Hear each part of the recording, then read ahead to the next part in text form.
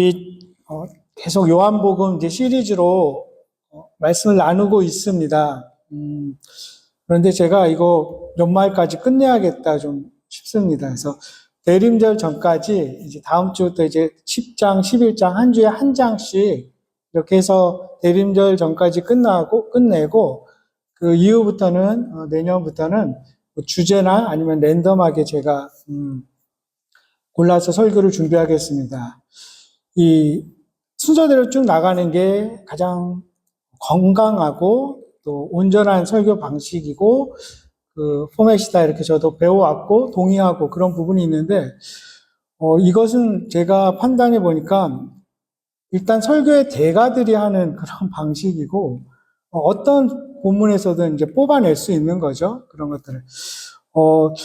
저 정도는 조금 더 배워야겠다 그런 생각이 들어서 근데 이제 우리가 수요 모임이나 이런 것들이 있으면 그때 쭉 해 나갈 수 있을 텐데 그래서 주일 설교를 이 방식으로 우리 공동체는 이것보다 조금 더 다른 방식이 맞겠다 계속 생각이 들어서 제가 11월 대림절 전까지 요한복음을 끝내도록 하겠습니다. 몇 년 전에 제가 IT에 단기 선교를 갔습니다. 그때 우리 조광식 집사님도 같이 가셨는데 그때 거기 가서 거기 있는 분들과 뭐 이야기를 나눌 수 있는 기회가 있었는데 물론 거기는 그 스페니쉬도 아니고 크롤어라는 단어 그 언어를 씁니다. 스페니쉬하고 프랑스하고 하고 섞인 단어입니다. 그래서 그 수도 이름도 포르트 드 프랑스 이렇게 되어 있고 그래서 뭐 영어를 또 쓰는 것도 아니고 그런데 거기 계신 한국 선교사님이 같이 있는 또 아이들 한국어를 가르쳤어요. 그래서 제가 이렇게 막 한국어로 설교하면 어떤 애가 통역을 바로바로 하고 제대로 했을까 싶긴 한데 어려운 신학적인 용어들도 있고 어쨌든 일반적인 대화가 될 정도였습니다. 근데 거기에 있는 한 아이하고 청년이죠. 한 16, 17쯤 됐을까요? 이야기를 나눌 기회가 있었는데 그 청년이 이 이야기를 했습니다. 2010년에 여러분 혹시 기억하시는가 모르겠는데 그 IT에 대지진이 있었습니다. 굉장한 국가적인 재앙이죠. 그 잔상이 아직도 남아 있습니다. 그때 제가 알기로 15만 명 이상이 목숨을 잃는 참 끔찍한 그런 국가적인 재앙이었죠. 근데 그 재앙이 하나님이 자기 민족에게 벌을 내리신 거다. 그 청년이 이야기를 하더라고요. 그래서 그 이야기를 들으면서 그럴 수도 있지만 그렇게 단편적으로 볼 수도 없지 않을까, 그렇지 않을 수도 있지 않을까 생각하면서 이야기를 나눈 기억이 납니다. 그런 국가적인 재앙, 천재지변 이런 것들은 분명히 성경에서도 어떤 의미가 있는 그런 사건이기도 합니다. 다른 종교에도 그런 사상은 있겠죠. 힌두교 사람들도 모두는 아니지만 그런 사상을 가지고 있습니다. 전생에서 어떤 자신이 한 일, 어떤 공동체가 한 일이 지금 이 생에서 나타나고 그리고 지금 한 일이 또 다음 세상에서 나타나고 벌을 받고 상을 받는 카르마라고도 하죠. 업보라고도 하죠. 불교 용어로 쓰기도 합니다. 윤회사상 계속 그들은 삶이 돌다고 있기 때문에 그런 생각을 가지고 있는 거죠. 성경에도 그렇지는 않지만 그렇게 보이는 경우들이 사실 있습니다. 국가적인 재앙, 공동체의 큰 어려움 이런 것들이 죄로 인한 결과 분명히 그걸로 나타나는 경우가 있습니다. 개인의 삶에도 마찬가지죠. 예를 들어서 우시아 왕 같은 경우 참 굉장히 훌륭한 왕입니다. 그리고 강력한 그런 통치력을 가진 왕이었습니다. 우리나라 역사적으로 치면 광개토 대왕 정도 되는 그때 막 나라도 부강하고 50년 가까이 다스리던 그런 굉장한 왕이었는데 나중에 보면 그 왕이 하나님께 벌을 받아서 문둥병이 걸립니다. 그 이유가 그러다 보면 어느 순간 교만해지는 거죠. 내가 다 할 수 있다. 그래서 이 제사장들이 드려야 되는 그 분향 이런 것들 본인이 막 하게 되는 거죠. 근데 그것이 하나님 볼 때 교만한 행동이었죠. 그래서 문둥병에 걸리기도 합니다. 또 엘리사 선지자의 그 제자였던 게하시라는 사람도 그렇죠. 거짓말을 하게 되죠. 문둥병을 고침받은 나아만 장군이 이제 큰 상급을 주려고 하니까 엘리사 선지자에게 나는 필요 없다. 이제 돌려보내는데 그 제자 게하시가 쫓아가서 우리 스승이 이걸 원합니다. 그래서 뭔가 받아오게 됩니다. 그래서 엘리사 선지자에게 거짓말을 하게 되죠. 그때 뭉둥병을 얻게 되기도 합니다. 근데 그런 꼭 의도적인 죄가 아니라도 불신앙적인 모습을 보였을 때 일시적인 장애가 나타나기도 합니다. 세례 요한의 아버지 사가랴의 경우가 그렇죠. 나이가 많았습니다. 아이를 가질 수 없는 그 두 부부에게 천사가 와서 아이를 가질 것이다. 이 사가랴가 우리가 나이가 이렇게 많은데 어떻게 아이를 갖겠습니까? 어떻게 보면 일반적인 그런 반응인데 그것이 불신앙으로 여겨졌을 수 있습니다. 그래서 한동안 세례 요한이 날 때까지 말을 못하고 벙어리로 지내야 합니다. 그런 일들이 일어나기도 하죠. 하지만 항상 그렇지는 않죠. 우리가 고난주간에 나누었던 것처럼 특별히 욥기를 통해서 알게 됩니다. 그 욥과 세 친구들 간의 기나긴 그러한 논쟁, 그 쟁점이 바로 그것이었죠. 인과응보. 너가 죄가 없으면 하나님이 왜 너에게 이런 고난을 허락하시겠는가? 이 일로. 근데 욥은 아니다. 나는 의롭다. 그 논쟁이 계속 이어지지 않았습니까? 하나님께서 이제 폭풍 가운데 다 나타나셔서 그 욥의 친구들을 꾸짖게 됩니다. 그때 욥이 힘들었던 것, 그 육신의 질병이나 모든 재산을 다 잃고 자녀들이 목숨을 잃은 그런 고통도 힘들었겠지만 더 힘들게 한 거는 그렇죠. 주위의 오해, 자신의 상황을 보고 사람들이 판단하는 거죠. 너가 벌 받아서 그래. 그런 주위의 따가운 시선들, 이런 것들이 더 힘들었던 거죠. 우리 삶 가운데도 그런 일은 일어나지 않겠습니까? 우리가 어려움을 당했을 때 우리 주위에서 직접적으로 말은 안 했지만 저 사람 혹시 벌 받은 거 아닐까? 뭘 잘못했을까? 왜 저렇게 됐을까? 말할 때도 그런 이야기를 들을 때도 있을 것입니다. 오늘 본문에도 보니까 태어날 때부터 눈먼 그 장애를 가진 사람의 이야기가 나옵니다. 물론 이 스토리는, 이 실화는 8장에 이어서 이제 예수님께서 세상에 빛이시고 빛을 주시는 분임을 가시적으로 보여주는, 나타내는 표적 중에 하나입니다.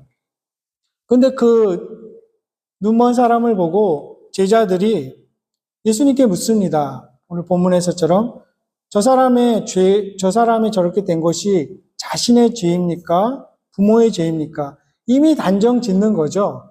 죄가 있다고 단정 짓는 것이죠. 태어날 때부터 저 사람이 가진 죄가 무엇일까요? 아마 원죄가 아닐까 싶습니다.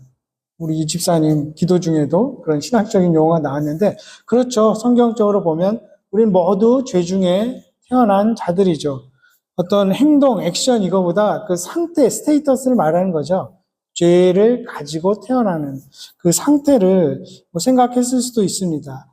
아니면 부모가 큰 죄를 지었기 때문에 저 아이가 저렇게 됐다. 단정 짓는 거죠. IT의 그 청년처럼 어쩌면 그 눈먼 사람 자신도 그런 생각을 했을 수 있습니다. 우리 부모님이 죄를 져서, 아니면 내가 어떤 죄가 있어서 막 자책했을 수도 있지 않을까 상상해 봅니다. 주위의 사람들도 수군될 수도 있죠. 저 집안이 얼마나 죄가 많으면 태어날 때부터 아이가 저럴까. 특히 유대인들 사이에서는 그게 팽배해 있었고, 하지만 거기서 끝나는 게 아니라 하나님께서 죄를 사해 주심으로써 그 병을 고쳐 주신다는 그런 사상이 깊이 배어 있습니다. 그럴 수밖에 없는 게 이 요한복음도 보면 예수님께서 병든 사람을 고쳐 주실 때 그 구약의 사상, 특별히 시편 103편에 나와 있는 그 사상, 그 비유를 자주 요한이 사용하는 것을 봅니다. 시편 103편 3편에 이렇게 되어 있습니다. 저가 내 모든 죄악을 사하시며 내 모든 병을 고치시며, 즉 죄의 용서와 병 고침이 두 가지로 표현되는데 이것이 원인과 결과로 연결되어 있습니다. 그리고 예수님 하나님께서 죄를 사해 주신 것이 병을 고쳐 주시는 것, 이렇게 사람들이 그 당시 유대인들이 인식하고 있었던 것입니다. 제자들도 지금 그렇게 생각하는 거죠. 어떻게 보면 이 제자들도 단순한 인과응보 법칙에서 벗어나지 못하고 누군가를 판단하고 정죄하는 그 욥의 친구들과 별반 다를 바 없는 같은 모습을 보이고 있습니다. 거기에 대해서 예수님께서 그 너희들 선입견, 거기에 대한 해석, 심지어 접근 방법 다 틀렸다 말씀하시는 거죠. 그렇다고 또 그 틀린 것을 나무라지는 않습니다. 그렇다고 부모가 죄가 있는 것도 아니다. 그 사람의 죄도 아니다. 예수님이 하시고자 했던 말씀은 그의 삶 가운데는 우리가 다 이해할 수 없는 참 기묘하고 훨씬 신비스럽고 하나님만이 주실 수 있는 그 소망에 가득 찬 어떤 일이 일어날 것이라는 것을 이제 보여주실 것이다. 이렇게 말씀하는 듯 합니다. 실제로 몸에 장애가 있지만 하나님의 일을 드러내는 사람들의 예는 성경뿐만 아니라 우리가 사는 세상 속에서도 보게 됩니다. 헬렌 켈러의 삶이라든지 아실 수도 있는 송명희 시인 같은 분, 닉 부이치치 같은 그런 사람들의 삶, 그들의 이야기는 하나님의 구원 이야기에 우리를 동참시키는 삶의 아름다운 이야기입니다. 그들의 삶도 이 다니엘서 3장 1절에서 표현하는 것처럼 많은 사람들을 하나님께로 오게 하는, 하나님의 일하심과 영광을 보게 하는 하늘의 별과 같이 빛나는 삶입니다. 사도 요한은 이런 일들을 통해서 독자들에게 계속 이야기하는 거죠. 현재 세상에 우리가 보고 있는, 우리가 겪고 있는 그러한 혼란과 슬픔은 능력과 지혜와 공의의 하나님이 새로운 세상을 만들고 있는 것이다. 그렇게 독자들에게 계속 이야기하고 있는 것입니다. 그렇습니다. 하나님이 이 눈먼 자로 이 사람을 태어나도록 그렇게 무자비하게 불행을 더하시려는 목적을 가지고 있지 않으셨죠. 잠시 장애를 허락하셨지만 그 일을 통해서 더 크고 영광스러운 하나님의 일을 드러내는 것입니다. 예수님이 세상에 빛이시고 밝은 빛 가운데로 나아오게 하시는 분이라는 것을 보여주는 여섯 번째 표적이기도 합니다. 이 사람을 보면서 이 본문을 우리가 읽고 함께 나누면서 우리의 모습도 보게 되죠. 성경적으로 우리 역시 이 죄 많은 타락한 세상에 태어났다는 것 자체가 어쩌면 불행일 수 있고 또 다 하나님의 그 나라, 영광, 그분의 임재를 보지 못하는 그런 눈먼 자이지 않겠습니까? 사도 바울이 로마서 1장에서 말한 것처럼 사람들은 생각이 허망하여지고 마음이 어둡다 이렇게 표현하기도 합니다. 예전에 한번 나누었던 그 헨리 나우엔의 이야기, 그가 이 장애인 공동체 라르치 데이브레이크에서 10년간 생활하지 않습니까? 거기서 깨달은 것 중에 하나가 그 장애인 공동체인데 그것도 중증 장애인 공동체입니다. 그들을 보다 보니까 내 안의 장애도 발견하게 되더라는 것이죠. 우리가 육체적인 눈에 보이는 장애는 가지지 않았을지라도 누구나 할 것 없이 영적으로 어떤 영혼의 생각에 그 장애를 다 가지고 있다는 것을 그는 발견합니다. 그렇지 않을까요? 우리 자신도 우리가 사지가 멀쩡하고 우리가 말을 하고 볼 수 있지만 영적으로 어떤 부분에서 저도 마찬가지로 포함해서 어느 정도의 장애를 가지고 있지 않겠습니까? 그런 일들을 통해서 혹은 장애가 아니더라도 우리가 살아가면서 불행이라고 여기는 어떤 일을 통해서도 하나님은 분명히 그 주권과 섭리 가운데 하나님의 일을 드러내시는 분임을 우리가 알게 됩니다.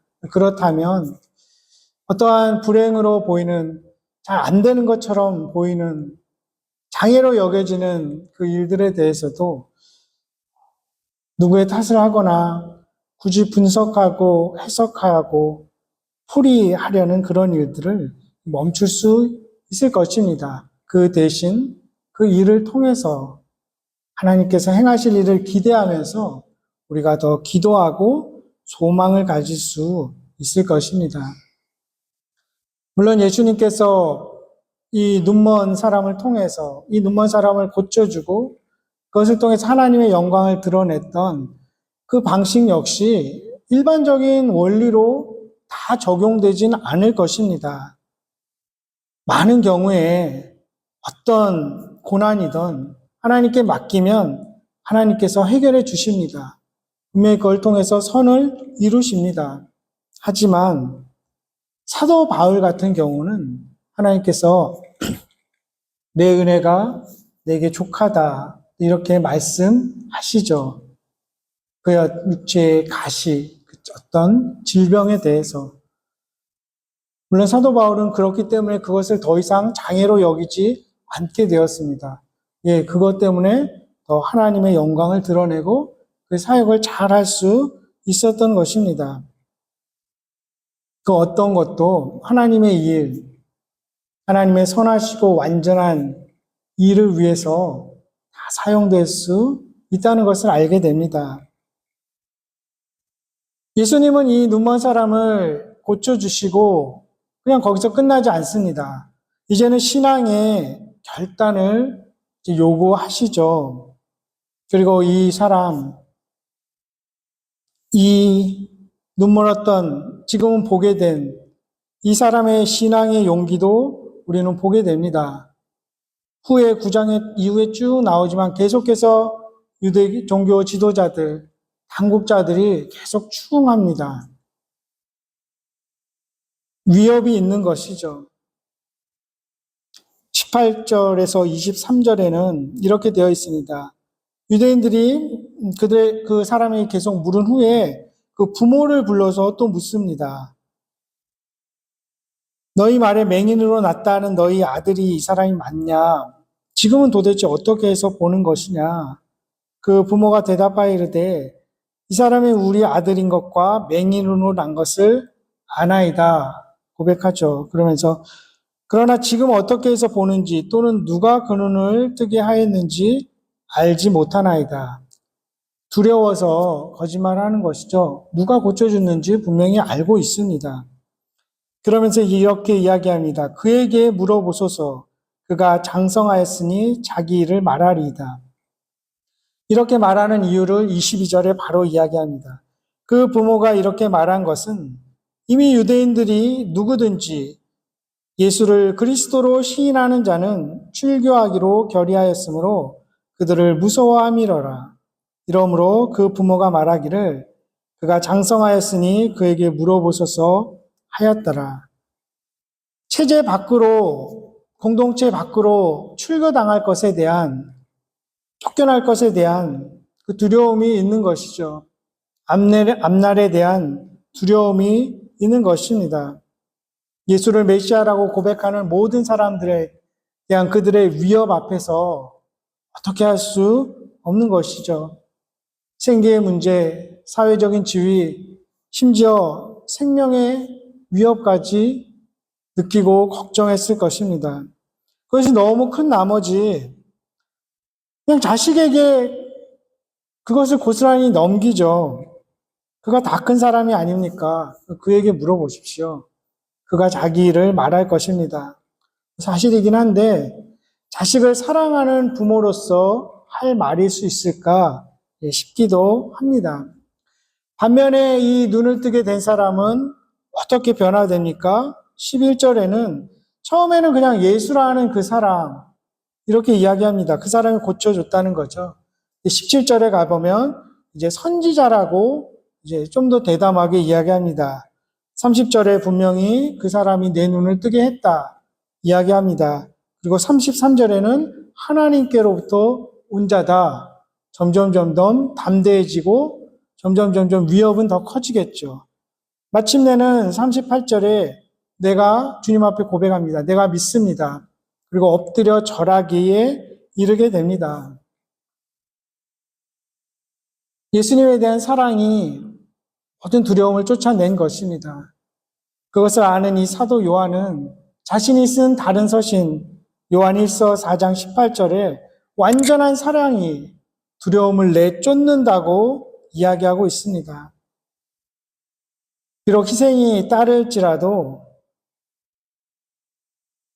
하나님이 나를 위해서, 예수 그리스도가 나를 위해서 겪은 그 희생에 비하면 내가 지금 겪는 이 것보다 더 큰 희생을 치르는 것보다 낫다고 믿고 여기는 것이죠. 사람들이 자신을 회당에서, 공동체에서 내쫓는 것, 그게 대수겠냐? 이젠 이렇게 여기는 것입니다.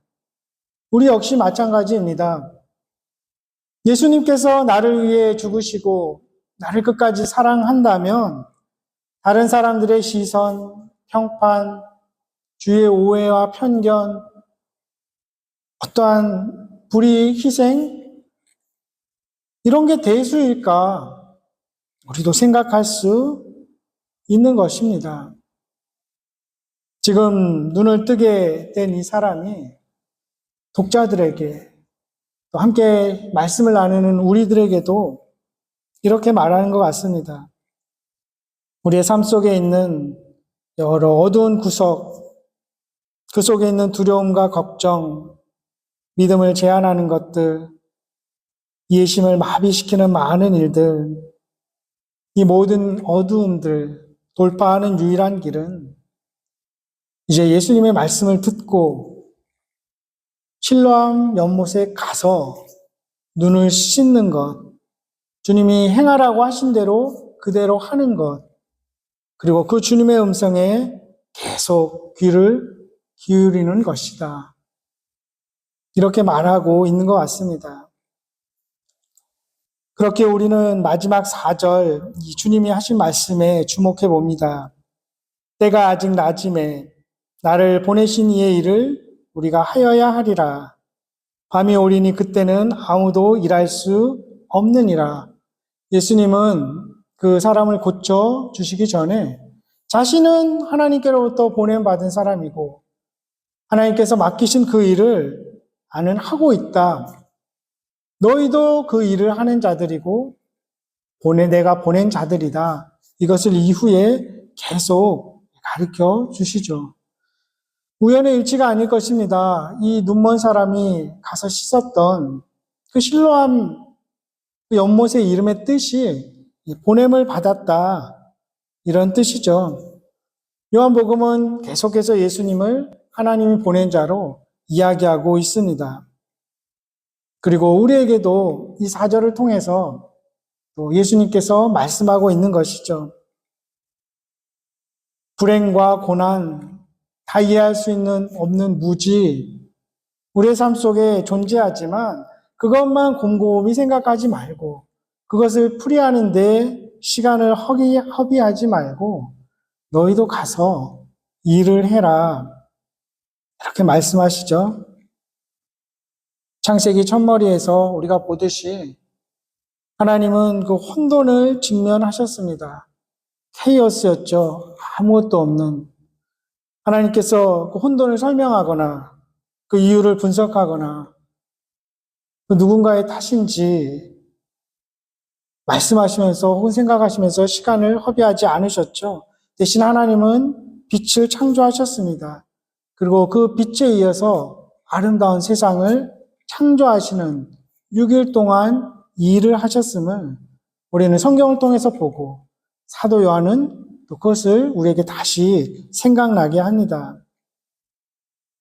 사도 요한이 보여주는 이러한 표적들, 이렇게 우리에게 말하는 것들, 예수님을 통해서 일어나는 그러한 치유들, 모두 새 창조의 일부임을 우리로 하여금 알게 합니다.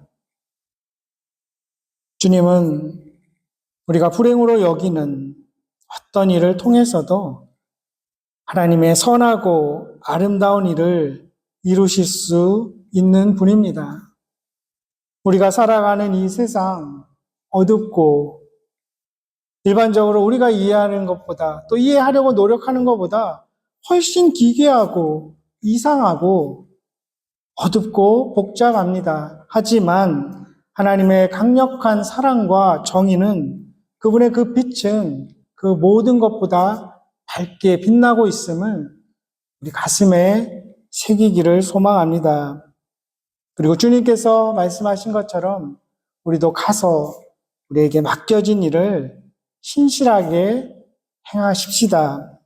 주님은 그 일과 그런 우리의 믿음과 순종, 우리의 삶을 통해서 영광을 얻으시고 우리뿐만 아니라 다른 이들도 구원하시며 그들의 믿음을 더하게 하실 것입니다.